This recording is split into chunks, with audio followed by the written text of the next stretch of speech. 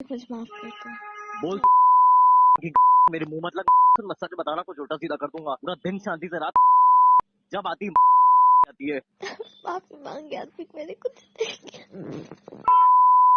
चीज को समझ निकाल यहाँ से। ये ऑडियो तो आप सबने सुन लिया होगा। ये ऑडियो जगह जगह से म्यूट की गई है। ये ऑडियो हम आपको पूरी सुना नहीं सकते क्योंकि इस ऑडियो में जो गाली गलौज की गई है वो ना तो हम सुना पाएंगे और ना ही आप सुन पाएंगे। लेकिन हम आपको ये पूरा मामला बताएंगे, इत्मीनान से एक एक पॉइंट बताएंगे और उसके बाद हम आपसे आपका जवाब भी मांगेंगे कि क्या ये सही था, क्या किसी दूसरे देश से आई हुई छात्र के साथ ऐसा किया जाना सही था, क्या एक आरोपी को बचाने के लिए पूरी यूनिवर्सिटी वहाँ के प्रोफेसर्स का एकजुट हो जाना ठीक था, क्या ये मामला इतना बड़ा हो जाना ठीक था, क्या इस मामले को यूनिवर्सिटी के मौजूद प्रोफेसर डील नहीं कर सकते थे, क्या जब लड़की ने एक लड़के के लिए शिकायत की, वो भी एक नहीं दो नहीं 3 से 4 बार शिकायत लिखित में दर्ज की गई, तो क्या यूनिवर्सिटी के प्रोफेसर्स उस मामले को वही ख़त्म नहीं कर सकते थे? लेकिन नहीं, यूनिवर्सिटी के प्रोफेसर्स जो हैं वो उस मामले को ख़त्म करना ही नहीं चाहते थे क्योंकि उनके लिए नेपाल से आई स्टूडेंट उसकी कोई वैल्यू ही नहीं थी। उनकी नज़र में तो नेपाल के देश के जो लोग हैं उनकी अर्थव्यवस्था इतनी है ही नहीं कि वो हमसे मुकाबला कर पाएँ। यूनिवर्सिटी के छात्रों को जितना खाना पीना दिया जाता है उतनी तो नेपाल की अर्थव्यवस्था है। ये कहना है कि आईआईटी के यूनिवर्सिटी के जो प्रोफेसर्स हैं उनका 40,000 बच्चों को अभी खिला रहा है, पढ़ा रहा है। तुम्हारे कंट्री का उतना बजट होगा। ये दो जो महिलाएं आपको दिख रही हैं जो ज्ञान बांट रही हैं, ये दोनों महिलाएं यूनिवर्सिटी की प्रोफेसर है। हालांकि कहा जा रहा है कि अब इनको सस्पेंड कर दिया गया है, लेकिन इनकी बातें सुनिए आप और सोचिए कि अगर ये प्रोफेसर हैं तो यूनिवर्सिटी का क्या हाल हुआ होगा। अब हम आपको पूरा मामला बताते हैं।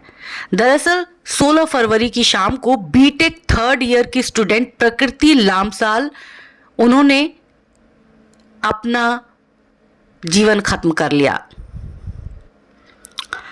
अब जो प्रकृति लामसाल हैं वो नेपाल की हैं और यहाँ पर जो है कि आईआईटी में वो बीटेक कर रही थी, 3rd ईयर की स्टूडेंट थी और पढ़ाई के दौरान ही उनका लखनऊ के एक लड़के के साथ जो है प्रेम संबंध हो गया। अब प्रेम संबंध जो हुआ तो उसके बाद दोनों के बीच जो कुछ भी चल रहा था, लड़का अपनी हदें पार करने लगा। लड़का जो है लड़की को कई तरीके से शोषित कर रहा था, कई तरीके से। लड़का जो है लड़की को गंदी गंदी गालियां भी देता था और बार बार लड़की को मजबूर किया जा रहा था। अब लड़की जो है इस चीज को लेकर कई बार यूनिवर्सिटी के प्रोफेसर्स को बता चुकी थी, कह चुकी थी कि ये लड़का मुझे परेशान करता है, कुछ करिए, मैं परेशान हो रही हूं, मेंटली मैं सिक हो रही हूं। एक स्टूडेंट जो कि दूसरे देश में शिक्षा लेने के लिए आ रहा है, वो इससे ज्यादा क्या कर सकता था? उसने अपने प्रोफेसर्स को कहा। कोई भी स्टूडेंट सबसे पहले अपने प्रोफेसर्स को कहता है कि मेरे साथ ये प्रॉब्लम है, ये समझ के कि प्रोफेसर्स उसकी प्रॉब्लम को समझेंगे। लेकिन केआईआईटी के प्रोफेसर्स तो बहुत ज़्यादा स्मार्ट थे, वो तो इस मामले पर गौर ही नहीं फरमा रहे थे, उनके लिए मामला था ही नहीं। अब ऐसे में जब प्रकृति को कुछ नहीं दिखा, ऐसा लग रहा था कि उसकी आंखों के आगे अंधेरा छा गया हो, वो परेशान थी, वो अपनी प्रॉब्लम किसी और को नहीं बता सकती थी, जबकि पूरा कॉलेज प्रकृति के प्रॉब्लम को जानता था। बस एक कॉलेज के प्रोफेसर थे, कॉलेज था जो प्रकृति की प्रॉब्लम को ना तो समझ पा रहा था, ना जान पा रहा था और ना जानने की कोशिश कर रहा था। ऐसे में प्रकृति के पास एक ही उपाय था जो उन्होंने 16 फरवरी को किया। वो एक अंतिम रास्ता प्रकृति को दिखा था और 16 फरवरी की शाम को प्रकृति ने वही किया जो नहीं करना चाहिए था। प्रकृति ने गलत किया, लेकिन उससे ज्यादा गलत कि आईआईटी यूनिवर्सिटी ने किया प्रकृति के साथ। और इसके बाद भी यूनिवर्सिटी यहीं नहीं रुका। यूनिवर्सिटी ने जो आरोपी छात्र था उसको भगाने में पूरी मदद की।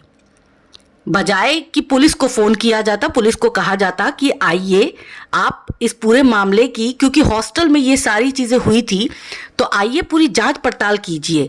लेकिन यूनिवर्सिटी ने जो है आरोपी छात्र के परिजनों को फोन किया और कहा कि अपने लड़के को विदेश भेज दीजिए, इस मामले से दूर हो जाएगा, वो विदेश चला जाएगा तो उस पर जो है कानून की तलवार नहीं लटकेगी।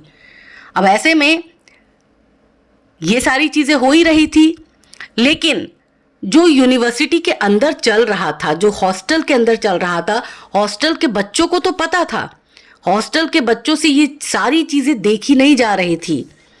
और इसीलिए हॉस्टल के जितने भी स्टूडेंट थे, बहुत सारे स्टूडेंट्स जो नेपाल से आए हुए थे, क्योंकि इस यूनिवर्सिटी में नेपाल से बहुत सारे स्टूडेंट्स की तादाद थी, तो जितने भी स्टूडेंट्स थे उन्होंने जो है वो मोर्चा खोल दिया प्रशासन के खिलाफ। उन्होंने 800 से ज्यादा छात्रों ने जो है वो प्रशासन के खिलाफ नारेबाजी की, धरना दिया और उनसे मांग की कि भाई इस पूरे मामले में जो है वो न्याय किया जाए। लेकिन यूनिवर्सिटी यहां पर भी नहीं रुका। उसको ये भी समझ नहीं आ रहा था कि सोशल मीडिया का जमाना है और ये सारी बातें बहुत ज्यादा दिनों तक दबी नहीं रह सकती है। यूनिवर्सिटी के जो प्रोफेसर्स थे उन्होंने यूनिवर्सिटी के तकरीबन 800 छात्रों को ऑडिटोरियम में बिठाया और उनके फोन जब्त कर लिए ताकि वो इस मामले को लेकर किसी से भी बात ना कर सके। इस घटना के बाद यूनिवर्सिटी में पढ़ने वाले नेपाल के छात्रों ने कॉलेज प्रशासन पर मामले को दबाने का आरोप लगाया। फिर जितने भी छात्र हैं उनसे कहा गया कि हम रविवार रात यूनिवर्सिटी के इंटरनेशनल ऑफिस गए और रात भर वो स्टूडेंट्स जो है धरने पर बैठे रहे और इसके बाद सोमवार को उन स्टूडेंट्स को आईआईटी प्रशासन ने निकाल दिया क्योंकि वो प्रदर्शन कर रहे थे और ये बात जो है वो यूनिवर्सिटी को पच नहीं पा रही थी। यूनिवर्सिटी के उन तमाम स्टूडेंट्स को कहा गया कि हॉस्टल को खाली करो और जो लोग जल्दी से अपना सामान पैक नहीं कर रहे थे उनको मारा पीटा भी गया। उन्हें जबरन हॉस्टल खाली करने पर मजबूर कर दिया गया।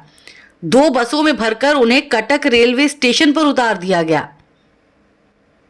वहीं दूसरी तरफ ये मामला जो है अब इंटरनेशनल लेवल पर हो गया है क्योंकि आप सबको पता है कि भारत और नेपाल के रिश्ते बहुत अच्छे हैं। बेटी और रोटी का रिश्ता है नेपाल के साथ भारत का। तो ऐसे में ये मामला तो बढ़ना ही था। अब नेपाल के पीएम ने 2 अधिकारियों को ओडिशा भेजा और कहा, केपी शर्मा ओली जो कि नेपाल के प्रधानमंत्री है, उन्होंने कहा कि भारत में नेपाली दूतावास के 2 अधिकारियों को नेपाली छात्रों की मदद के लिए ओडिशा भेजा गया है। छात्रों के पास उनकी प्राथमिकता के लिहाज से विकल्प है कि वो या तो हॉस्टल में ही रहे या फिर घर लौट आए। ये क्या कहा गया। अब जो है आनन फानन में चूंकि ये मामला जो है अब दिल्ली तक पहुंच गया है और दिल्ली तक पहुंचते ही इस मामले में जो है आप सबको पता है राजनीति आ ही जाती है। अब ये मामला जो है राजनीतिक हो गया है। तो अब देखते हैं इस मामले में क्या होता है। कहा तो यही जा रहा है कि कई जो हैं कॉलेज प्रशासन की तरफ से 6 लोगों की गिरफ्तारी की गई है और 3 डायरेक्टर और 2 सिक्योरिटी गार्ड्स को अरेस्ट किया गया है। इसके साथ ही ओडिशा सरकार ने जो मंगलवार को गृह विभाग के अतिरिक्त मुख्य सचिव, महिला एवं बाल विकास विभाग के प्रमुख सचिव और उच्च शिक्षा विभाग के आयुक्त सह सचिव वाली high level fact finding committee का भी गठन किया है। तो इस मामले में जो भी अपडेट होगा वो तो हम आपको बताएंगे ही, लेकिन ये मामला कितना गंभीर है ये आप सबको अभी तक समझ आ गया होगा कि हमारे देश में यूनिवर्सिटीज में किस तरह की चीजें चल रही हैं, किस तरह के सिख माइंडसेट के प्रोफेसर्स हैं जो खुद अपराध कर रहे हैं। वो क्या बच्चों को पढ़ाएंगे, क्या शिक्षा देंगे और क्या उन्हें मानवता का पाठ पढ़ाया